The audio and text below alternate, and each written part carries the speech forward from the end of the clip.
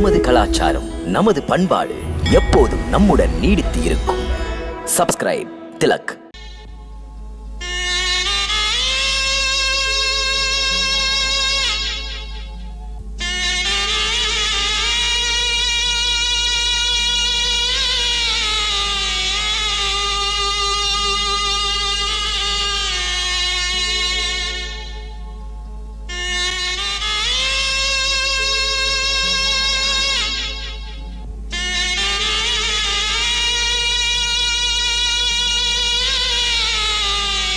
லக்ஷ்மணா,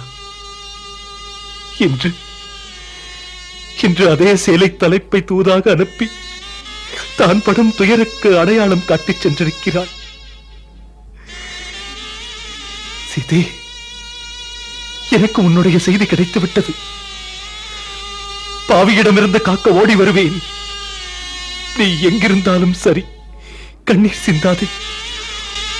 உன்னுடைய ராமன் உன்னை காக்க எங்கிருந்தாலும் ஓடி வருவேன் சீதே. என்ன வருவது நிஜமா? என்ன சீதே, யாருடன் பேசுகிறாய்? என் காதில் என் சுவாமி பேசுவது போல் இருந்தது. பார்க்க வருகிறேன் சீதா, பார்க்க வருகிறேன் என்றார். திருச்சடை, இது நிஜம்தானா? இல்லை, வெறும் பிரமைதானா? இது பிரமையாக இருக்க முடியாது என் மகளே. உள்ளுணர்வு சொல்வது மட்டும் ஒரு நாளும் பொய்யாகாது. உன்னுடைய தினசரி தியானத்தின் வேகம் அவரை நிச்சயம் சென்றடைந்திருக்கும். அவருடைய ஆத்மா அங்கு பேசியது உன்னுடைய ஆத்மாவில் எதிரொலிக்கிறது. நிஜம்தானா?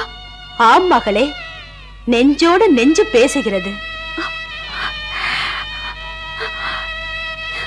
எங்கே இருப்பாரோ அவர்? என்னை பற்றி தெரிந்திருக்குமா திருச்சடை? ஜடாயு என்ன ஆனாரோ? பிறகு என்னை பற்றி செய்தி எப்படி அறிவார்? மலையின் உச்சி மீது யார் யாரோ இருந்தார்கள், பார்த்திருப்பார்கள் நான் போட்ட நகைகளை. இவரும் வந்த வழியே போயிருப்பாரோ என்னை தேடிக்கொண்டு. பார்த்திருப்பவர்கள் நான் போட்ட முடிப்பை எடுத்து காட்டியிருப்பார்களா? அடையாளம் புரிந்து கொண்டிருப்பார் உன் நகைகளை. நீ நம்பிக்கையோடு இரு, அவர் கண்டிப்பாய் வருவார். இந்த பழத்தை சாப்பிடு. நீ இருக்க வேண்டும். நீ இருந்தால்தானே அவரை பார்க்க முடியும். அடிக்கடி அவரை நினைக்க வேண்டும். அதற்கு பலம் வேண்டும். பேதை ஏன் இருக்க வேண்டும்? மனம் என்ற குடலிலே பேசிக் கொண்டிருக்கிறேனே அவருடன். புற வாழ்க்கை எனக்கு எதுக்கு? இந்த பாவையின் நெருப்பு சொற்களால் பொன்னாவதற்கா?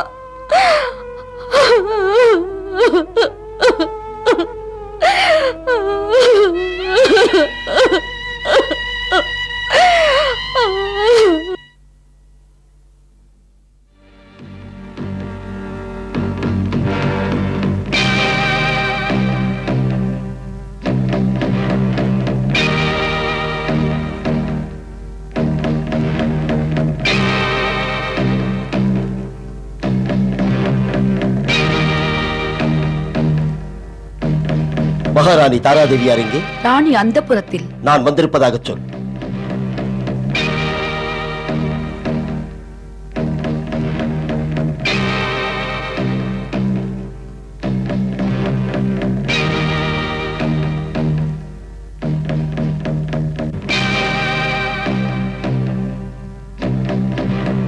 மகாராணிக்கு வணக்கம். இளவரசர் அங்கதன் வந்திருக்கிறார். அங்கதனா? உடனே அழைத்து வா.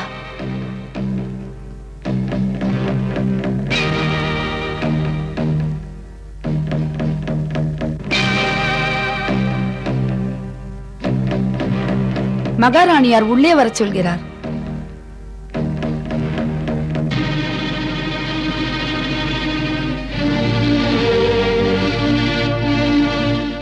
வணக்கம் அம்மா. வாழ்க நீடோழி. போனவன் ஏன் உடனே திரும்பி விட்டாய்? நான் அங்கு போகவே இல்லையே, வழியிலேயே திரும்பி விட்டேன். ஏன்? ரிஷியமுகமலையில் ஒரு வியப்பான காட்சியைக் கண்டு உங்களிடம் சொல்ல வேண்டும் என்று ஓடி வந்தேன்.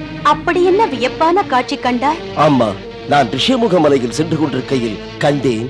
அனுமான் ஆகாச மார்க்கமாக வந்தார். அனுமான் வருவது புதிதா என்ன? அது புதிதல்ல அம்மா. அவர் தோள் மீது 2 அழகான வீரர்கள் வில்லோடு அமர்ந்திருந்தார்கள். பிறகு அவர்களை குகைக்கு வெளியே நிறுத்தி உள்ளே சென்று சுக்ரீவ சித்தப்பாவுடன் வந்தார். பிறகு சித்தப்பா அவர்களை கண்டதும் வணங்கினார், மிக பெரியவர்களை வணங்குவது போல். பிறகு அறிமுகங்கள் நடந்தது. மிக்க மரியாதையுடன் அவர்களை குகைக்குள்ளே அழைத்துச் சென்றார். பார்த்தவுடனே, அம்மா உங்களிடம் சொல்ல வந்தேன், அப்பாவிடம் உடனே சொல்லிவிடுங்கள். இப்போது சொன்னது நல்லது. இதில் உள்நோக்கம் இருக்கிறது. புதியவர்கள் வருவதும் அவர்களை சுக்ரீவன் வரவேற்பதும் எதற்காக? எது குறித்து? சுக்ரீவன் அமைச்சர்கள் மன்னர் வாலியை வீழ்த்த ஏதோ சூழ்ச்சிகள் செய்கிறார்கள். விரோதியுடன் விழிப்புடன் இருக்க வேண்டியதே. அந்த நினைப்பில்தான் வந்தேன். புதியவர்கள் இளைஞர்களின் விவரம் என்ன? அனுமான் அவர்களின் பெயரை சொன்னார், ஸ்ரீராமன், லக்ஷ்மணன் என்று. ஸ்ரீராமன், லக்ஷ்மணனா?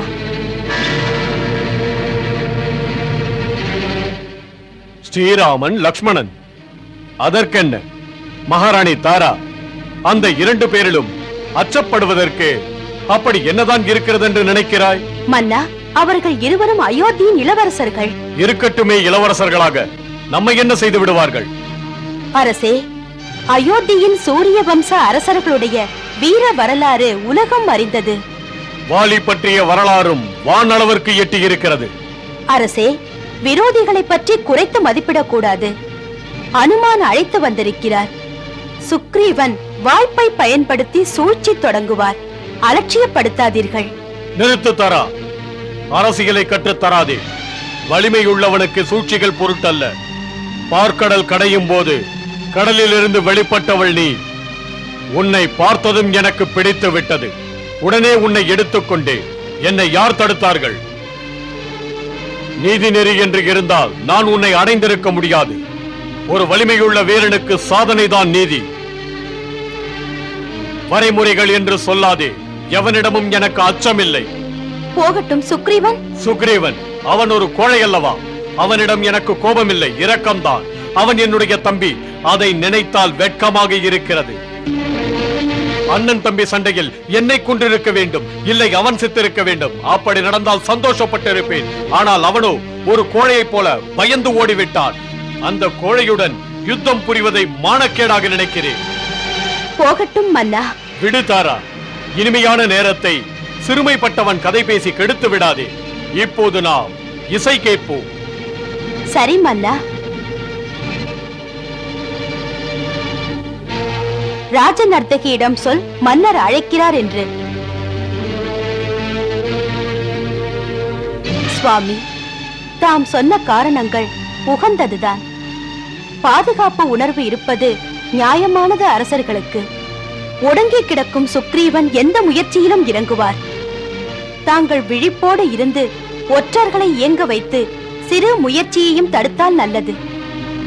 ராணி தாரா, அவர்கள் சுக்ரீவனை சந்திக்கிறார்கள் என்றால் ஏதாவது நோக்கங்கள் இருக்கும். வந்தவர்களுக்கு ஏதாவது உதவிகள் தேவைப்படலாம்.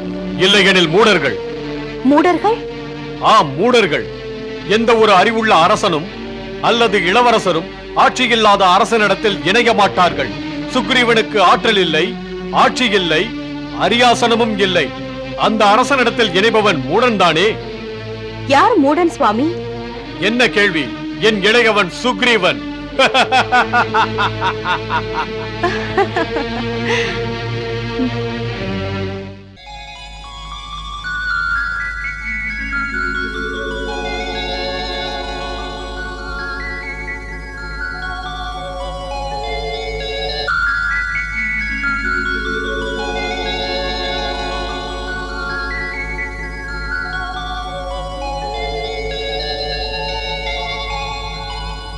மன்னா, எந்த குடும்பத்தில் உடன்பிறப்புகள் ஆசாபாசம் அன்பினால் இணைந்திருக்கிறார்களோ அந்த இல்லத்தை தான் சொர்க்கம் என்கிறார்கள். நீங்கள் இருவரும் இப்படி பிரிந்து வாழ்வது எனக்கு வேதனை அளிக்கிறது. இப்படி இருவருக்குமே விரோதங்கள் எதனால் உண்டானது? அதை பற்றி அறிய விரும்புகிறேன். அண்ணன் தம்பிகள் மனதிலே ஆத்திரங்கள், அவமானப்பட வேண்டிய களங்கம்தான். மூத்தவன் வாலி நெறிகட்டு நீதிகட்டு தம்பி என்னை அடக்கினான். அவன் நாயைப் போல அடித்து என்னை நாட்டிலிருந்து விரட்டினான். அதோடு நிறுத்தினானா? என் மனைவியை, என்னிடத்தில் உயிரையே வைத்திருந்தவளை பறித்துக் கொண்டான். அப்போதிருந்த என் பாதுகாப்பாளர்களை மடக்கி பிடித்து வைத்தான்.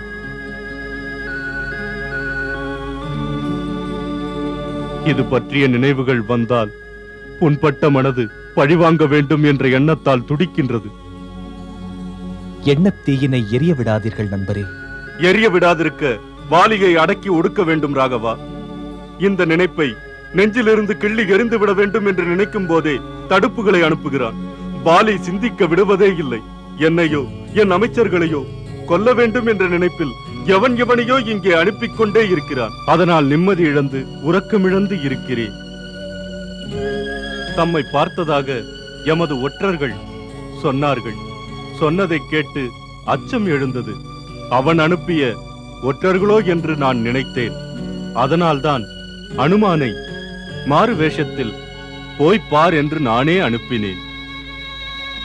இந்த வேதனை மிக கொடுமையானது. ஒரு மன்னவன் நாட்டை இழந்தாலும் ஊக்கத்தையும் உறுதியும் இழந்துவிட்டால் அவனுடைய வாழ்வில் ஒவ்வொரு கணமும் மனதில் ஒரு அச்சம், ஒரு ஐயம் எழுந்து அவனை தின்று கொண்டே இருக்கும். அப்படிப்பட்ட மன்னவன் சாதனையோ சரித்திரமோ மீண்டும் படைத்து விடுவது என்பது முடியாது. அவன் மீண்டும் தலை நிமிரவே முடியாது. அவனுக்கு வாழ்வோம் என்ற நம்பிக்கை இல்லாவிட்டால் எப்படி இழந்த வாழ்வை திரும்ப பெறுவான்? மன்னா, அச்சம் கெடுக்கும். சொல்வதற்காக மன்னித்து விட வேண்டும் என்னை மன்னவா. மனிதனுக்கு சாஸ்திரம் சொல்லுகிறது, வாழ்க்கை ஒரு ஓடம் போலாம், வழியிலே புயல் காற்றும் வீசும், துடுப்புகள் இழந்தால் என்ன துணிவுள்ளோன் கைகளால் கரையை சேருவான். அரசே, சோகம் என்ன, துயரம் என்ன, எது வந்தாலும் எதிர்கொள்வோம் என்ற நெஞ்சம் இருக்குமானால் வானம் இடிந்து தலையிலே விழுந்தாலும் கலங்க மாட்டான் துணிவுள்ளவன். ஜெயித்து காட்டுவான், துவளாமல் வெற்றி பெறுவான். ஆகையால் தாம் பயமோ ஐயமோ உள்மனதில் புகுந்துவிட இடம் தராதீர்கள். மீண்டும் பொங்கி எழுந்து பழைய கதையை திருத்துங்கள். மெய்நட்பின் காரணத்தால் எழுச்சி தருகிறேன், குறைத்து பேச அல்ல. ஆம், உணர்கிறேன் லக்ஷ்மணா. பகைவன் என் அண்ணன் வாலி பலம் மிக்கவன். அவனை அடக்க எனக்கு ஆற்றலும் இல்லை, தக்க ஆதரவும் இல்லை.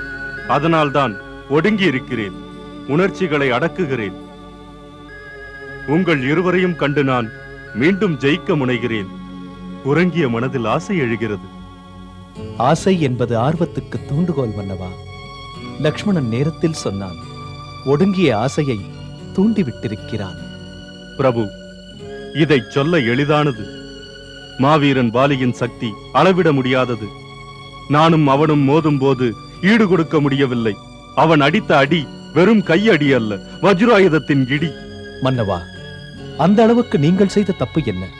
உடன்பிறப்பு என்றும் பாராமல் அவர் அடிக்க. ஒன்றுமில்லை பிரபு. பாச பிணைப்பு எங்களிடையே சீராக இருந்தது. தந்தை இறந்த பிறகு அவர் மன்னரானார். தம்பி நான் இளவரசரானேன். அப்போதும் நேச நெஞ்சத்துடன் அவருக்கு தொண்டு செய்து வந்தேன். எங்களுடைய கிஷ்கிந்தை நகரம் பூமிக்கு கீழே பரந்த குகையிலே அமைக்கப்பட்டது.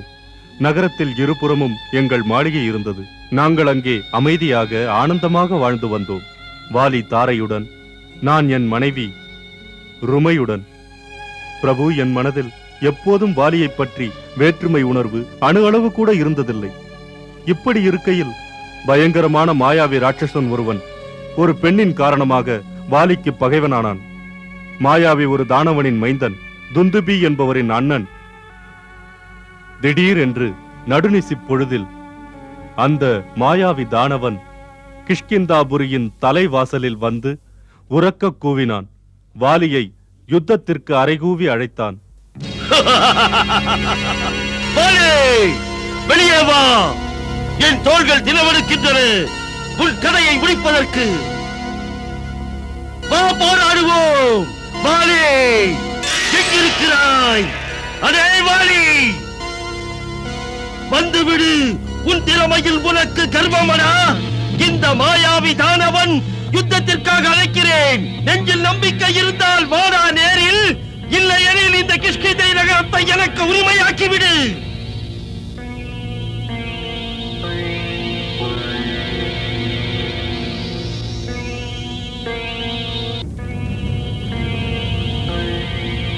நீங்கள் போகாதீர்கள், விட்டுவிடுங்கள் அவனை. இரவு நேரம் அரக்கர் பலம் 2 மடங்காகும். ஒதுங்கி போ சுக்ரீவா. வாலி அவனுக்கு குறைந்தவன் அல்ல. அண்ணா, உங்களை தனியாக விடமாட்டேன். போகும்போது நானும் வருவேன். சரி வா. உறக்கமா மயக்கமா, வெளியே வர நடுக்கமா, வாசல் பக்கமா, நேருக்கு நேர் நின்று யுத்தம் செய்யவா, இல்லை என்றால் வளையல் போட்டுக்கொள்.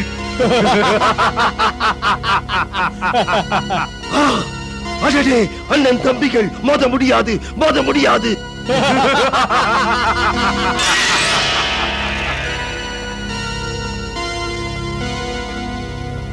தம்பியும் அண்ணனும் வருவதைக் கண்டவுடன் மாயாவி பயந்து ஓடினான்.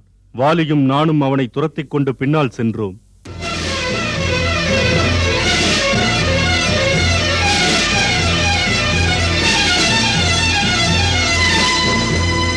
அண்ணா,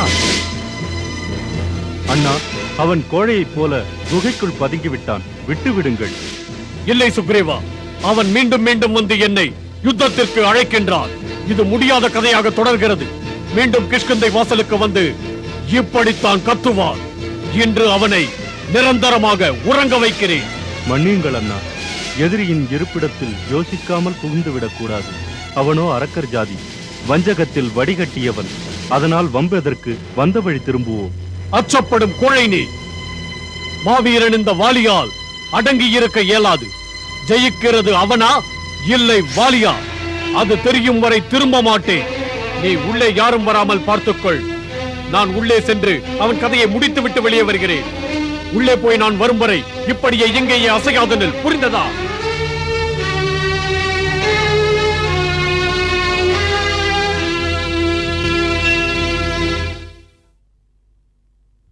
வாலியின் ஆணையை மதித்து நின்றேன். மிக நீண்ட நேரம் பொறுமையோடு நின்றேன். அப்படி நின்று பல நாட்கள், மாதங்கள் போய்க்கொண்டே இருந்தன. 1 வருடம் ஆனது.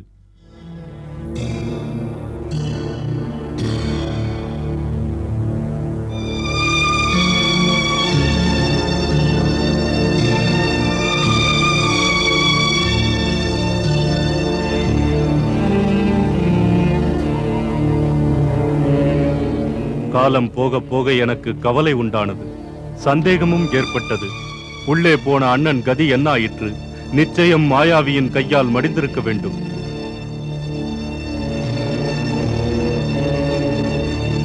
நீண்ட நாட்களுக்கு பிறகு கண்டேன் ஒரு அவலக் காட்சியை. சத்தம் வராத குகையிலிருந்து இரத்த வெள்ளம் வெளியே வந்து கொண்டிருந்தது. அதைத் தொடர்ந்து தாங்க முடியாத வேதனை குரல்.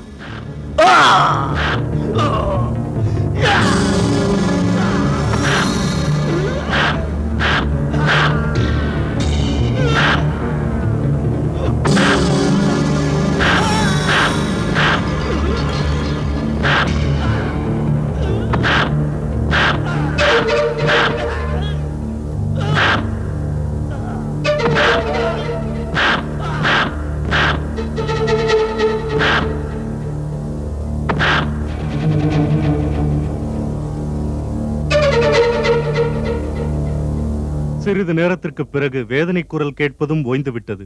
ரத்தம் பெருகியது. நான் பயந்து விட்டேன். ஒரு முடிவுக்கு வந்தேன். பாவம் வாலி அந்த மாயாவியின் கையால் மடிந்தான் என்று. பயம் என்னை பற்றிக் கொண்டது.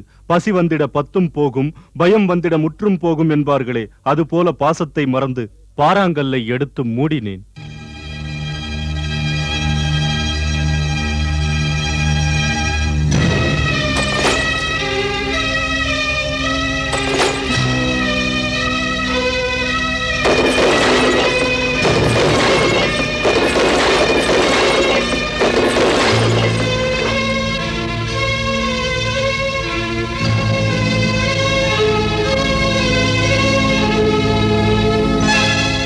சோகமும் துயரமும் தாங்கி மீண்டும் கிஷ்கிந்தை திரும்பினேன்.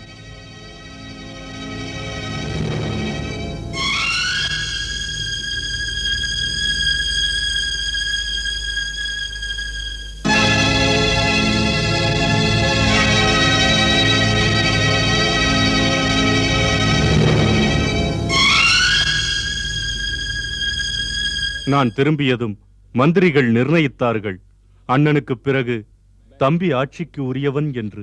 ஆகையினால் உரிய நிலையில் முடி எனக்கு சூட்டினார்கள். பிரபு, நான் உண்மையாகச் சொல்கிறேன். பாசமிக்க அண்ணனை இழந்த சோகம் தாங்க முடியாததால் சூடிய மணிமுடி எனக்கு சுமையாகத் தெரிந்தது. மந்திரிகளும் உறவினரும் கூடி சிந்தித்து அரசன் இல்லாமல் அகண்ட வானர சாம்ராஜ்யம் பாழாகும் என்றார். வற்புறுத்தி எனக்கு ராஜ்யாபிஷேகம் செய்து மன்னனாக்கி விட்டார்கள்.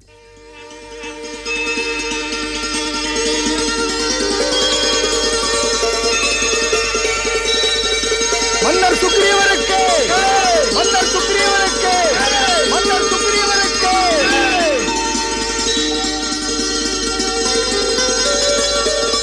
ஆனால் அண்ணன் வாலி மடியவில்லை. குகையிலிருந்து வந்த வேதனை குரல் அந்த மாயாவியின் குரல். மாயாவியை அண்ணன் கொன்றுவிட்டார். அவன் மடிந்து விட்டான். வாலி குகையின் வாசல் பக்கம் வந்தார். வந்தவர் கண்டது குகையின் வாசல் கல்லால் மூடப்பட்டிருந்ததை. இதனால் அவருக்கு கோபம் பொங்கி எழுந்தது. அப்படி செய்தது நான் என்று நினைத்தார். அவருக்கு துரோகம் செய்து விட்டேன் என்று நினைத்தார். எப்படியோ கல்லை புரட்டிக் கொண்டு வெளியே வந்தார். கிஷ்கிந்தைக்கு நேராக வந்தார். அப்போது நான் அவையிலே இருந்தேன்.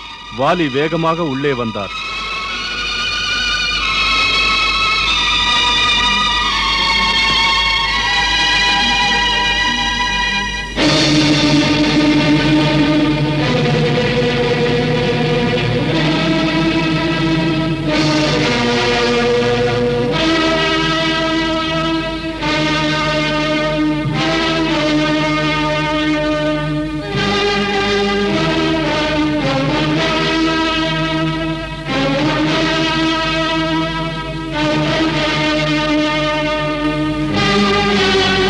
அண்ணா, நீங்களா? ஆம், உயிரோடு வந்தேன். எனக்கு தெரியும், நம்பிய தம்பி என்னை நட்டாற்றில் விட்டு ஓடி விடுவான் என்று. ஆசை உன் கண்ணை மறைத்து அன்பையும் கெடுத்து விட்டது. இல்லை அண்ணா, தவறாக நினைக்கிறீர்கள். பதவியிலே எனக்கு எந்த நாட்டமும் இல்லை.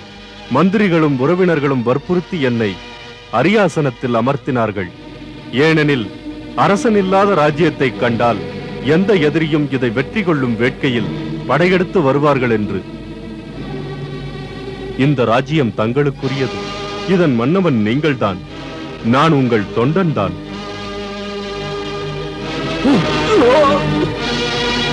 நம்பிக்கை துரோகி! தப்பிப்பதற்காக நல்லவன் போல் பேசுவதற்கு உனக்கு வெட்கமாக இல்லை?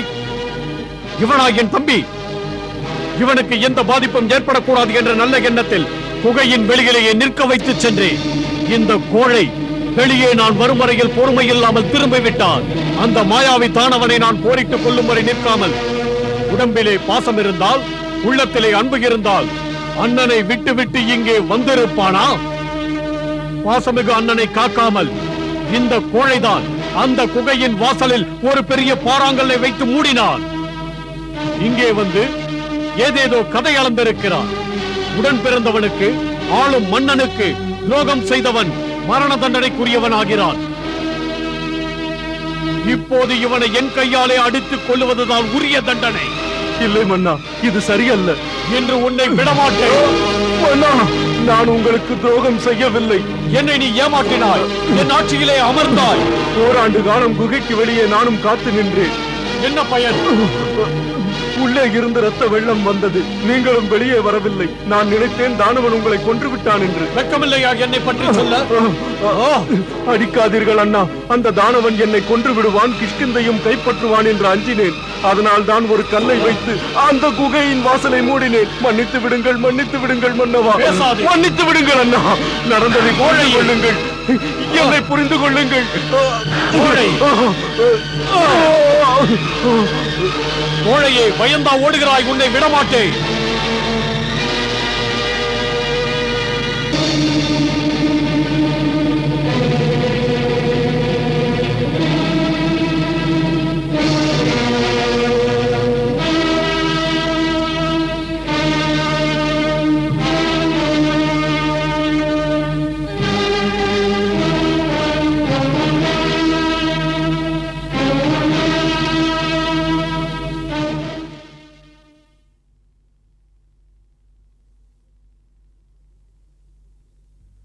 பிரபு, மீண்டும் மீண்டும் மன்னிப்பு கேட்டுக்கொண்டேன்.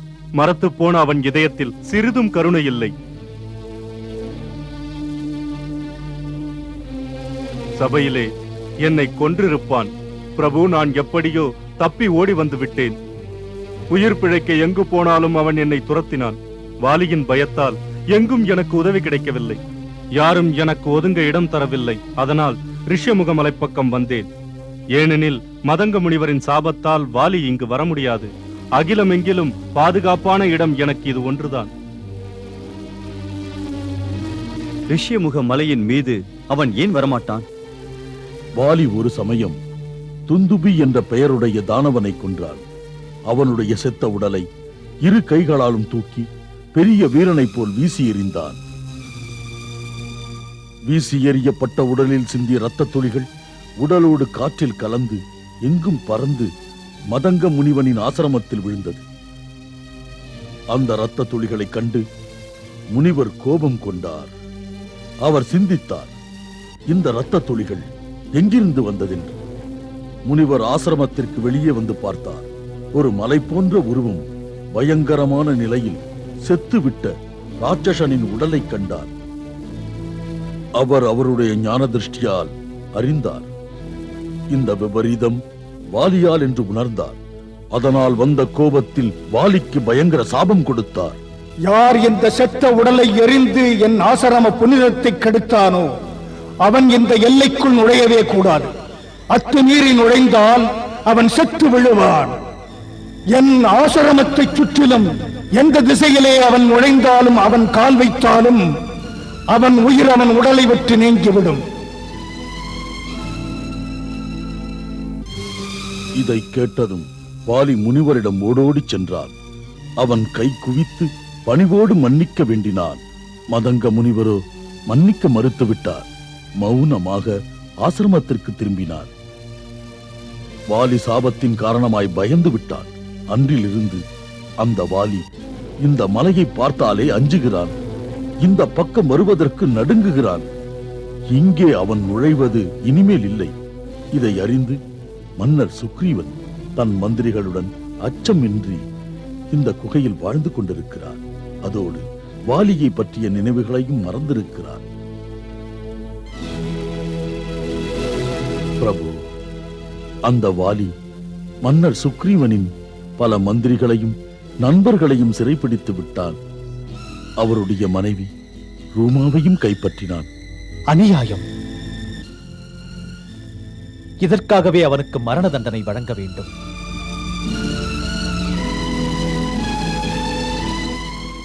இப்போது மன்னர் சுக்ரீவனின் வாழ்வு அவமானத்தால் குன்றி போயிருக்கிறது.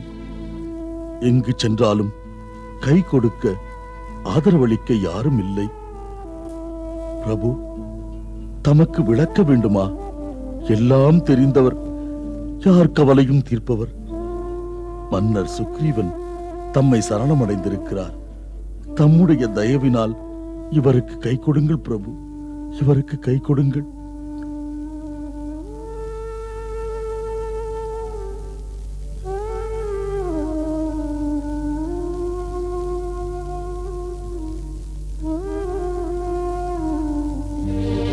ஏ மகாவீரரே, ரகுகுலத்தாரின் நியதி அவர்களை சரணமடைந்தவர்களின் குணதோஷங்கள் கணக்கில்லை.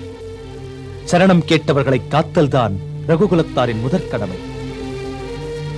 எங்கள் முன்னோர் மன்னர் சிவி அடைக்கலம் கேட்ட புறாவுக்காக தன் உடலையே தந்தார்.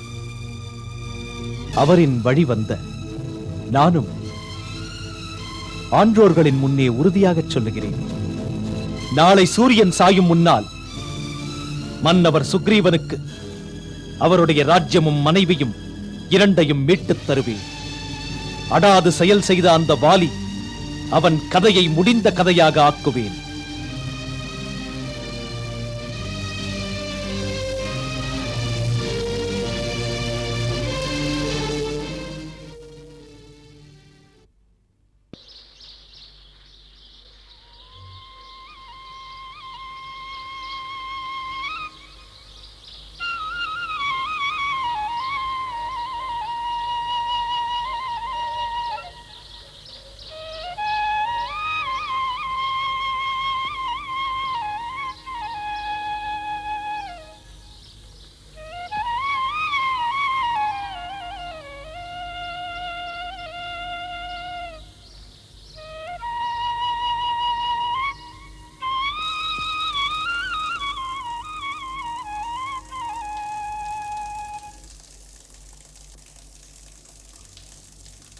மன்னவா, இந்த நாள் உங்களுக்கு ஒரு பொன்னாள்.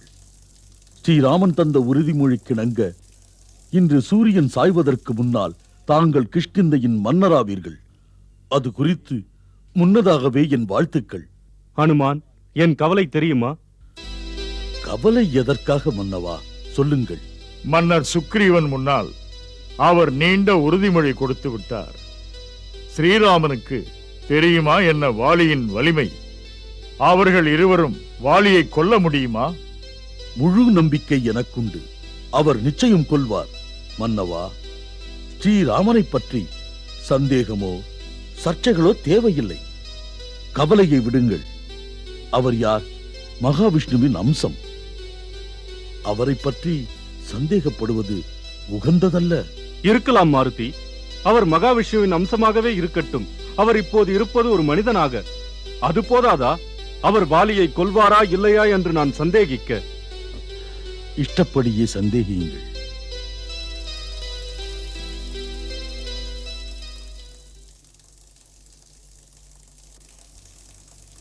பிரபு, வாருங்கள் பிரபு, அமருங்கள்.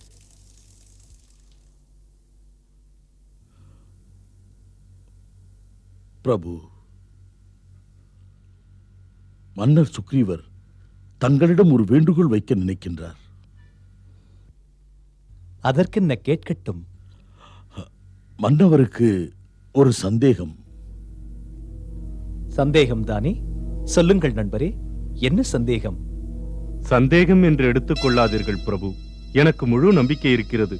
தாங்கள் தந்த உறுதிமொழி காக்கப்படும் என்று. வாலியையும் கொல்வீர்கள்.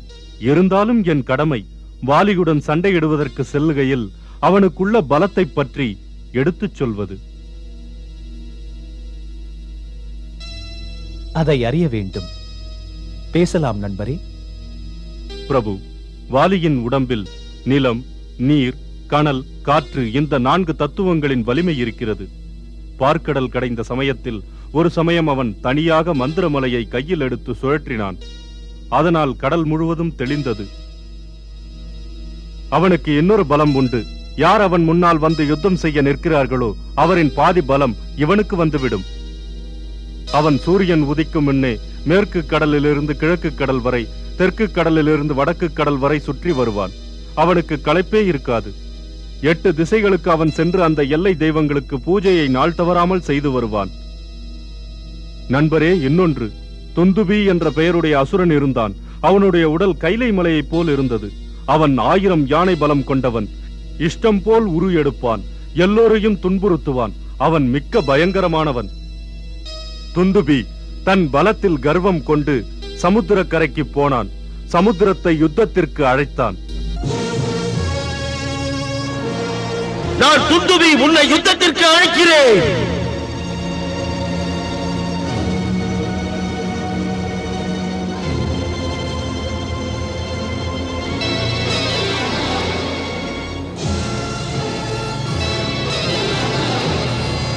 சமுத்திரராஜன் தோன்றினார். என் பலம் உனக்கு ஈடாகுமா? உனக்கேற்ற பலம் உள்ளவனை தேடி சண்டையிலே. எங்கே எனக்கேற்றவன் இருக்கிறார்? நீ வடக்கு திசை நோக்கி போ. அங்கே ஹிமவான் இருக்கிறார்.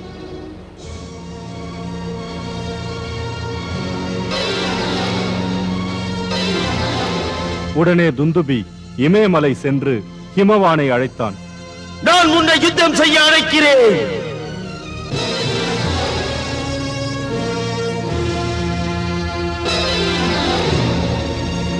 ஹிமவான் சொன்னார், நான் முனிவர்களுடனும் ரிஷிகளுடனும் இருக்கிறேன். யுத்தம் செய்வது எனக்கு தெரியாத ஒன்று. நீ வேறு வீரனை தேடி சண்டையிடு. எங்கிருக்கிறார் எனக்கேற்ற வீரன்? தென் திசை போனால் வானரத் தலைவன் வாலி உன்னோடு மோதத்தக்கவன். அந்த மாவீரனுடன் மோதிப்பார்.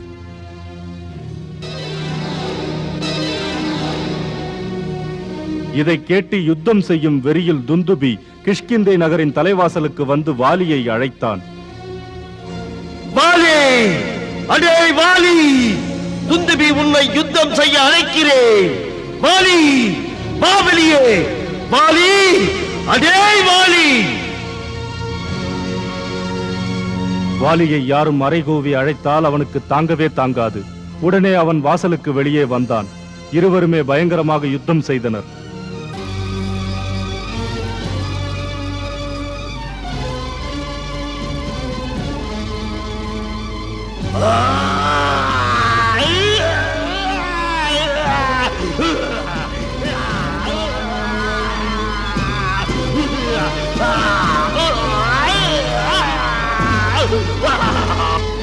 அந்த யுத்தத்தில் வாலி துந்துபியை கொன்றான். அவன் செத்த உடலிலிருந்து ரத்தம் ஆறாக பெருகி கொட்டியது. அவன் கதை முடிந்தது. வாலி அவனுடைய செத்த உடலை இரு கைகளால் தூக்கி எடுத்தான். எடுத்து அவன் சுழற்றி சுழற்றி அதனை ஆகாயத்தில் தூக்கி எறிந்தான். எரியப்பட்ட உடல் 1 யோஜனை தூரம் போய் மண்ணிலே விழுந்தது. விழுந்த அவனது உடல் பெரிய மலையைப் போல் இருந்தது. விழுந்த இடத்திலே ஓங்கி வளர்ந்த நீண்ட மரங்கள் இருந்தன. அந்த மரங்கள் வானத்தை தொட்டன. வாலி எவ்வளவு பெரிய மரத்தையும் ஒரே பாணத்தில் வீழ்த்து விடுவான். ரகுநந்தனா, வாலியை பற்றிய சில குறிப்புகள் மட்டும் உங்கள் முன் வைத்தேன். அப்படிப்பட்டவனை நீங்கள் எப்படி கொல்வீர்கள்?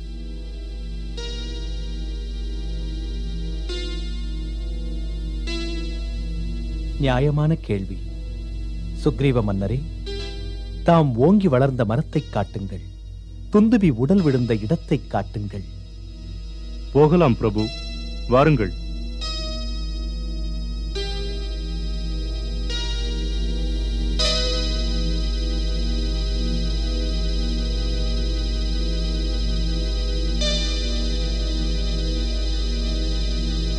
ஸ்ரீராமா, அதோ பாருங்கள், துந்துபியின் உடல் எலும்புக்கூடாக கிடக்கின்றது.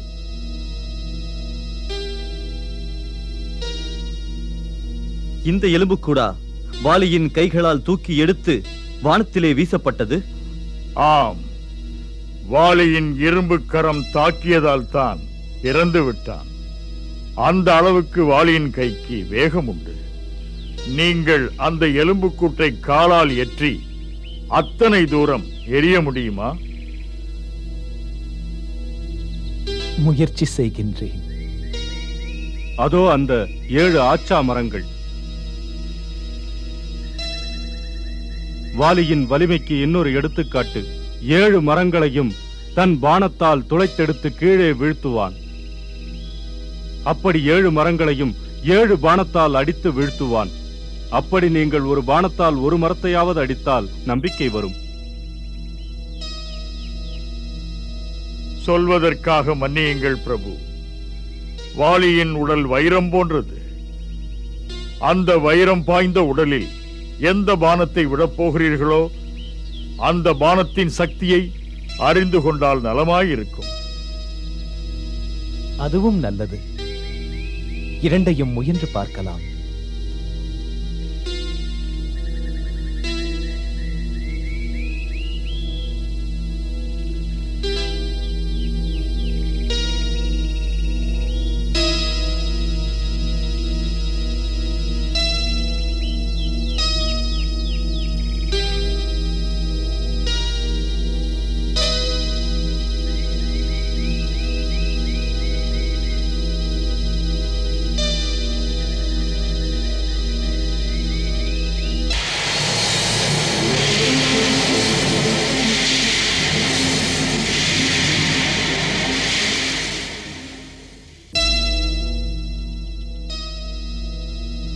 பிரபு, வீரத்தின் வடிவமே. மன்னா, அந்த 7 மரங்களையும் பார்ப்போமா? வாருங்கள் பிரபு.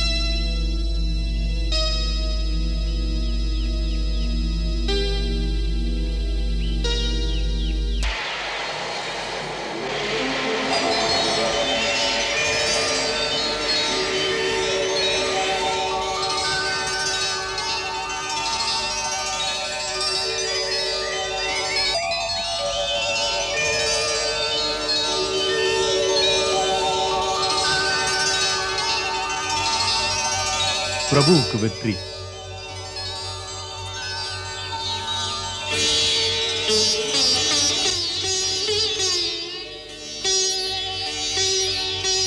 ஸ்ரீராமா, தமக்கு வெற்றி. அன்பரே, இப்போதாவது உங்களுக்கு நம்பிக்கை வந்ததா?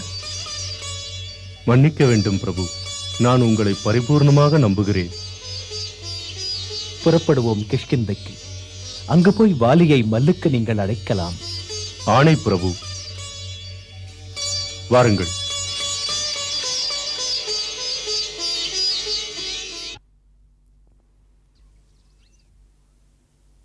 வாலி, ஏ வாலி, வா வெளியே. நான் உன்னை விடமாட்டேன் வாலி. என்னை அவமானப்படுத்தியதற்கு உன்னை பழிவாங்க வந்திருக்கிறேன். பதுங்காமல் வா வெளியே. இருவரும் யுத்தம் செய்வோம். வாலி, துணிவிருந்தால் வெளியே வா. சுக்ரீவன் குரலா? ஆ, சுக்ரீவன் தான். அடங்கி கிடந்தவன் வெடிக்கிறானே, என்ன விஷயம்? வாலி, ஏ வாலி, வா வெளியே.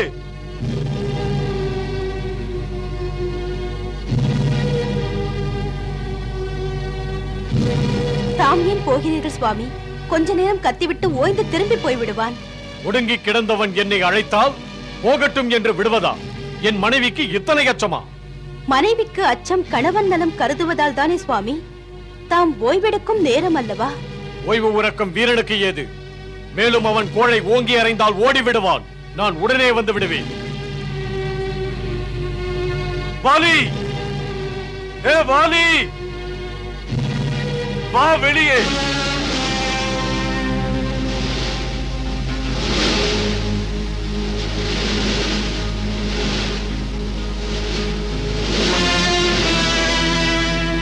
பதுங்கி இருந்த சுண்டலியே, எங்கிருந்து வந்தது திடீர் வீரம்? எங்கு வந்தாய்? சாகாமல் இருக்க வலைக்குள் குளிந்து கொள். பேசியது போதும் வாலி, யுத்தம் செய், யுத்தம். எலியே, வாங்கிய அடிகள் மறந்து விட்டதா? சரி, விளையாடி பார்ப்போம். வா வா.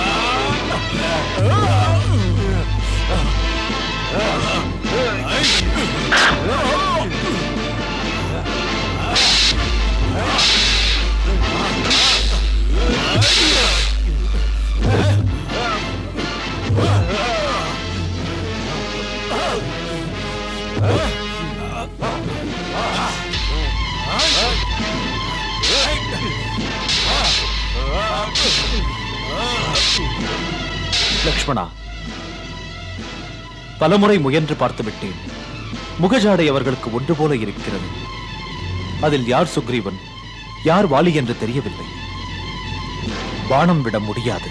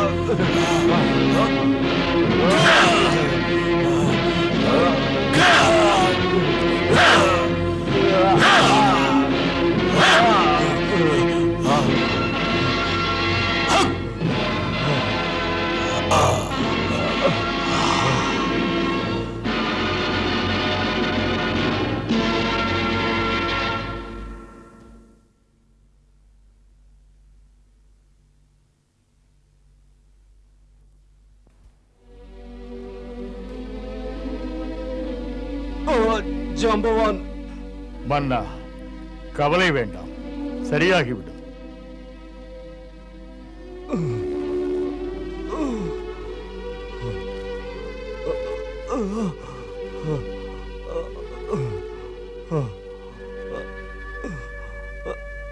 ஜாம்பவான்.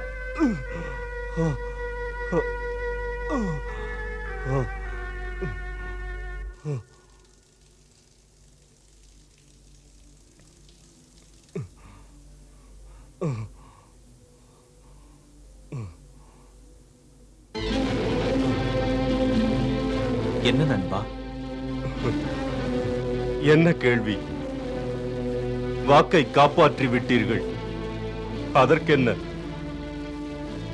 நட்புக்கு இலக்கணம் நீங்கள். என் மேல் உங்களுக்கு கோபமா? எப்படி சொல்ல ரகுவீரா?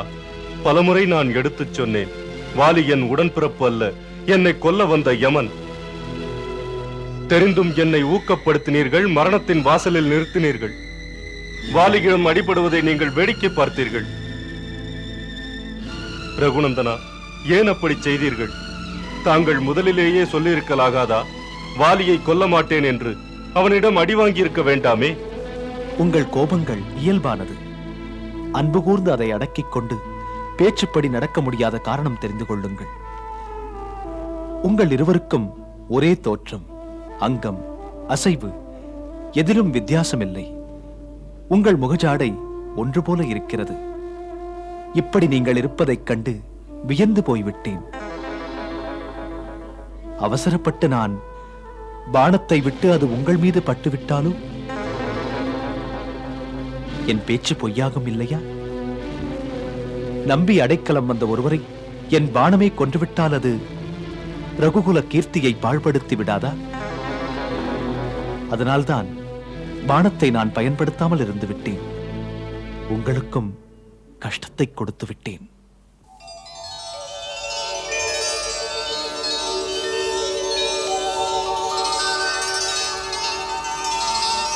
நண்பரே, இப்போது உங்கள் காயம் எப்படி இருக்கிறது? பிரபு, இது என்ன மாயம் பிரபு? உங்கள் புனித கரம் பட்டதுமே என் உடல் வலியெல்லாம் பறந்து விட்டது. ஒரு புதிய வேகம் என் உடலில் எழுச்சி கொண்டது எனக்கு தெரிகிறது. என் பிரபு, ஸ்ரீராமன் திருக்கரம் பட்டுவிட்டால் செத்த உடலும் புத்தம்புது பிறவியாய் எழுந்து நிற்கும். ஸ்ரீராமனின் மகிமை அப்படிப்பட்டது. அனுமான், ஒரு மனித ராமனை புகழ்ந்து தெய்வமாக்காதே. இது தூயதொரு நட்புக்காக, நட்பு கொண்ட நெஞ்சத்தின் சத்தியமான அன்பின் விளைவு. வானர அரசன் சுக்ரீவனோ என் நண்பன் மட்டுமல்ல, இப்போது ராமனுக்கு ஆதரவு தரும் வள்ளல். வள்ளலா? என்னை வானலாவ புகழ்ந்து ஒன்றுமற்றவனை உயர்த்தாதீர்கள். இனிமேல் என் பணி என்ன? எனக்கு ஆணையிடுங்கள் பிரபு. தாம் இன்றே நேர்மையற்ற வாலியை பழிதீர்க்க மீண்டும் யுத்தத்திற்கு அழைக்க வேண்டும். லக்ஷ்மணா. என்ன பிரபு? அடையாளம் தெரிய நீ ஒரு பூமாலையை சுக்ரீவன் கழுத்திலே போடு. ராமபாணம் அந்த வாலியை தாக்கும். ஆணைப்படியே அண்ணா.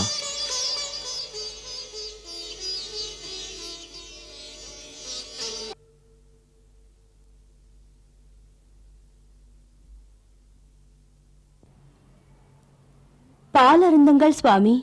வாலி! கோழியே, உள்ளே இருந்து வெளியே வா. தப்பித்து ஓடினேன் என்று சொப்பனத்திலும் நினைக்காதே. உன்னை சாகடிக்க வந்து விட்டேன். பதுங்கிய புலி பாய்ச்சலுக்காக தானடா. வா வா வெளியே. கேட்டாயா தாரா? சாகடிக்க வேண்டாம் என்று விட்டேன், சாவேன் என்று வந்திருக்கிறான். வாலியின் கையால் அவன் சாகப் போவதை யார் வந்தாலும் தடுக்க முடியாது. சுவாமி, சுவாமி, பொங்கி நீங்கள் எழலாமா? போனவன் மீண்டும் திரும்பி வந்திருப்பதால் சற்று சிந்தியுங்கள். பெண் என்று என்னை தள்ளாதீர்கள் சுவாமி. அந்த கோழை மீண்டும் மீண்டும் ஏனோ வந்து என்னை சூடேற்றிக் கொண்டிருக்கிறான். நீ சொல்வதை கேட்க நேரமில்லை. கேட்டாயா? உடம்பில் வலுவில்லாதவன் உறக்க கூவுகிறான். சுவாமி பொறுங்கள். யார் அவர்? உங்கள் தம்பி. பாசம் மறந்து சண்டையிட்டார் இந்த சகோதரர் சண்டைக்கு முடிவே இல்லை. அண்ணனே தம்பியை கொன்ற கதைகள் மிக கொடுமை சுவாமி. பாசம் பந்தம் எல்லாம் பெற்ற தாய் இருக்கும் வரையில்தான். ஆட்சி என்பது சக்தி சார்ந்த கணக்கு. பலமுள்ளவனுக்கே பதவி. சுக்ரீவன் சுயநலக்காரன், பேராசைக்காரன், பெரும் மோசக்காரன். சுக்ரீவனுக்கு சுயநலம் இருந்தால் அன்பு செலுத்தி எடுத்து பேசுங்கள் சுவாமி. தாரா, நீ வாலிக்கு மனைவியாக இருந்தும் கூட சுக்ரீவனுக்காக பேசுவது என்னை அடங்கி இருக்க சொல்வதா? இல்லை இல்லை சுவாமி, வீரர்களின் வீர திலகம் தாம். யாரும் தங்களை எதிர்க்க இயலாது. மூவுலகிலும் யாரும் இல்லை. மன்னருக்கு வீரம் மட்டும் போதாது, விவேகம் இருந்தால்தான் வெற்றியை நீங்கள் அடைய முடியும் சுவாமி. யாருக்கு போதிக்கிறாய்? அரசே, ஆத்திரப்படுவது ஏன்? அமைதியாக சிந்தியுங்கள். தாம் காலால் மிதித்தீர்கள், எட்டி உதைத்தீர்கள். உயிருக்கு பயந்து ஓடியவன் எந்த பலத்தை நம்பி மீண்டும் போராட வந்தார்? அங்கதன் அப்போதே எனக்கு எச்சரிக்கை விடுத்தான். அனுமான் இரு மானிட துறவிகளை சுக்ரீவனுக்கு சகாயம் செய்ய அழைத்திருக்கிறார். இரண்டு தபஸ்விகள், மானிட பிறவிகள், துறவிகளா என்னை எதிர்த்து ஈடில்லா இணையில்லா வாலியை கொள்வார்கள்? குறைத்து பேசாதீர்கள். சாதாரண மானிட பிறவிகள் அல்ல சுவாமி, ஒப்பற்ற மிக்க வீரம் உள்ளவர். ஒருவராலும் முடியாத சிவதனுசை எடுத்து ஒடித்தவர். தாடகையையும் சுபாகுவையும் வதைத்தவர். ஒரு இணையற்ற ஆற்றலும் வீரமும் கொண்ட ராமன் தான் நாடற்ற சுக்ரீவனுக்கு சாதகமாயிருக்கிறார். அவரால் உள்வலிமை பெற்று இப்போது தம்மை யுத்தத்திற்காக அறை கூவுகின்றான் சுவாமி. சுக்ரீவனின் எழுச்சி, இகழ்ச்சி, யுத்தத்திற்கு அழைக்கின்ற புரட்சி மனதிலே பல பல ஐயங்களை எழுப்புகிறது சுவாமி. தம் தாராவின் வார்த்தைகளை மீறாதீர்கள். தாங்கள் இப்போது சுக்ரீவனை எதிர்த்து செல்லாதீர்கள் சுவாமி. நிறுத்து. ராமனின் இயல்பு பற்றி முன்னரே நானும் கூட பல செய்தி கேட்டிருக்கிறேன். அவன் நேர்மை கோட்டினை தாண்டாதவன், சமத்துவம் உள்ளவன், தர்மத்திற்கு எதிராக நடந்ததே இல்லை. வாலி, தாமதம் ஏன்? சண்டையிட துணிவில்லாமல் உள்ளே மனைவியுடன் சரசமாடுகின்றாயா? மானம் கெட்டவனே, ஆண் மகன் என்றால் வெளியே வா. சுக்ரீவன் உன்னை சண்டையிட அழைக்கிறேன். இந்த தரம் கெட்ட சந்தர்ப்பவாதியையா என் தம்பி என்று நீ சொல்கிறாய்? ராணி தாரா, சுக்ரீவன் என்ன அந்த அனுமானே என்னுடன் சண்டையிட வந்தாலும் நான் பொறுத்துக் கொண்டு உள்ளே இருக்க மாட்டேன். சுவாமி, அரசே. அரசே என்றால் பேசாதிரு. சுவாமி என்றால் என்னை தடுத்து நிறுத்தாதே, ஒதுங்கி போய்விடு. ஒட்டும் உறவும் இந்த கணத்தோடு விட்டு போய்விட்டது. அவனும் நானும் குடித்தது ஒரு தாய்ப்பால். வாலி வீரனாய் இருக்கிறேன், தம்பி கோழையானதே. சுயநலப்பிண்டம்.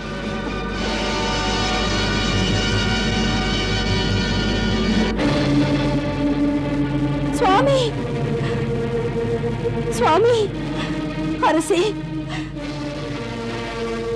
அரசே, உங்கள் அன்பு தந்தை தேவராஜன் இந்திரன் வழங்கியது இந்த விஜய ஸ்வர்ண மாலையை அணியாமல் செல்கிறீர்களே.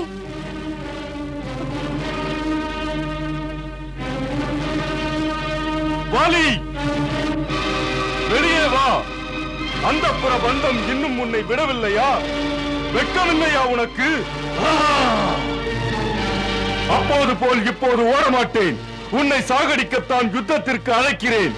வாடா, வா வெளியே.